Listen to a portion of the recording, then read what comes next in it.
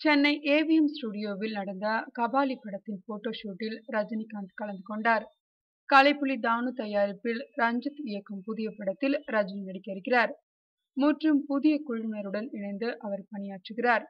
இந்த படத்தில் ரஜினியுடன் ராதிகா ஆப்தே, தன்ஷிகா, நாசர், கலை, தினேஷ் உள்ளிட்ட பலர் நடிக்கின்றனர். படத்தின் ஷூட்டிங் வரும் செப்டம்பர் 18ஆம் தேதி மலேசியாவில் தொடங்குகிறதாம்.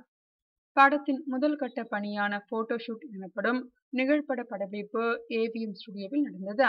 இதில் தாடியுடன் கலந்து கொண்டார் ரஜினி. இந்த படத்தில் அவர் சால்ட் அண்ட் பெப்பர் லுக் எனப்படும் பாதி நரைத்த தலைமுடி மற்றும் தாடியுடன் நடிப்பார் என்று கூறப்படுகிறது. 80களிலே சால்ட் அண்ட் பெப்பர் லுக்கில் நடித்தவர் ரஜினி என்பது குறிப்பிடத்தக்கது. நிழற்பட படப்பிடிப்பு நடந்த இடத்தில் வெளியாட்கள், பத்திரிகையாளர்கள் அனுமதிக்கப்படவில்லை. படத்தின் முதல் தோற்ற டிசைன் வரும் செப்டம்பர் 18ஆம் தேதி அன்று வெளியாகும் என்று கூறப்படுகிறது.